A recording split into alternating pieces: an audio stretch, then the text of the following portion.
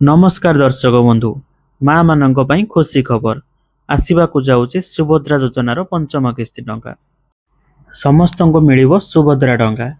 चलित वर्ष जो माने नुआ अप्लाई करचंती तांको भी मिलिबो सुभद्रा टंका।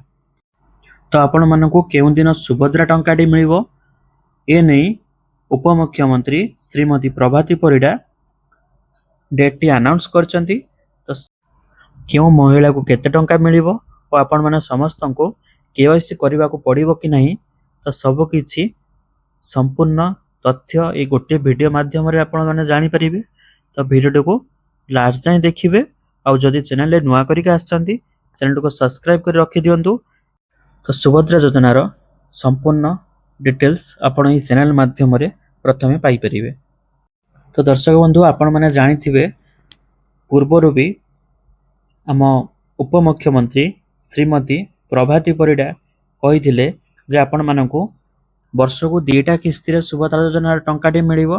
प्रथम किस्ती है आपनकर मार्च 8 तारिख जोटा कि वोमेन्स डे रे आउ गोटे है आपनकर राखी पूर्णिमा रे। तो वर्तमान श्रीमती प्रभाती परिडा डिक्लेयर करचंदी आपण मानकर सुभद्रा योजना टंकाटी राखी पूर्णिमा रे मिलिबा को जाउची। तो आपण मानक म नोटिफिकेशन दे देखै दउची। तो देखंतु एठी आपन नोटिफिकेशन टी आसरी वर्तमान ओडिसा सुभद्रा योजना टंकाटी वर्तमान 5000 टंका जोटा आपको मिलूची। तो सेटा वर्तमान देखंतु रक्षा बंधन जोटा कि आपन राखी पूर्णिमा फेस्टिवल रे आपन को 5000 टंकाटी मिलबा को जाउची। जोटा कि आपनकर अगस्त 28 तारिख 2026 माने एई मास आपनकर 28 तारिख दिन आपनकर सुभद्रा योजनार पंचम किस्ती टंकाटी मिलिबो। जो माने आगरु टंकाटी पाउचंती तांकु 5000 टंका मिलिबो और जो माने नुआ अप्लाई करचंती ए वर्ष तांकु 25000 टंका मिलिबो। जोटा कि बड़ अपडेट रहउची आपण मानक पई जे माने नुआ अप्लाई करचंती तांकु 25000 टंका सुभद्रा योजनारू पंचम किस्ती जोटा कि आपनकर अगस्त 28 तारिख रे आपनको प्रदान करा जिवो। सेतिरे आपनको 25000 टंका मिलिबो जे माने ए वर्ष नुआ अप्लाई करचंती। जोटा कि आपको राखी पूर्णिमा दिया दिजाव जमी आगु आपको मिलूला राखी पूर्णिमा ए वर्ष भी राखी पूर्णिमा मिलिबो। श्रीमती प्रभाती परिडा ए नहीं आज गणमाध्यम बड़ सूचना देइचंती। तो देखंतु आपण मानी गोटे अपडेट रोचे कि आपण मानू डीबीटी लिंक करने को पड़ो। जो मानकर जो माँ भौणी मानकर डीबीटी लिंक नहीं से माने पंचम किस्ती टंकार वंचित हेबे आपन को पैसाटे मिलिबो नाही।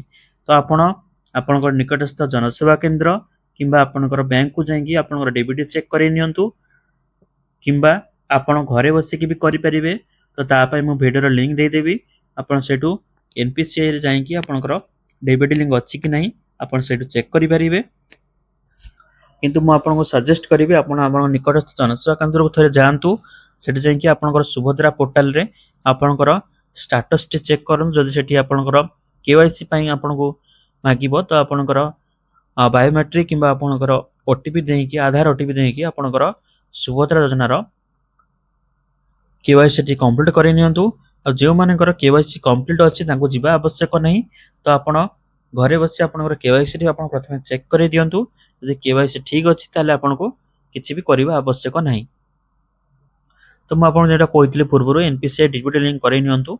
तो ये करें किंबा आपण कस्टमर केयर से कथा है कि आप स्टाटस टाइप की जानीपर। ये देखो हेल्पलाइन नंबर दिखाई 14678 आपड़ कॉल करके आपंकर स्टाटस टी कौन अच्छी बर्तमान जानीपर।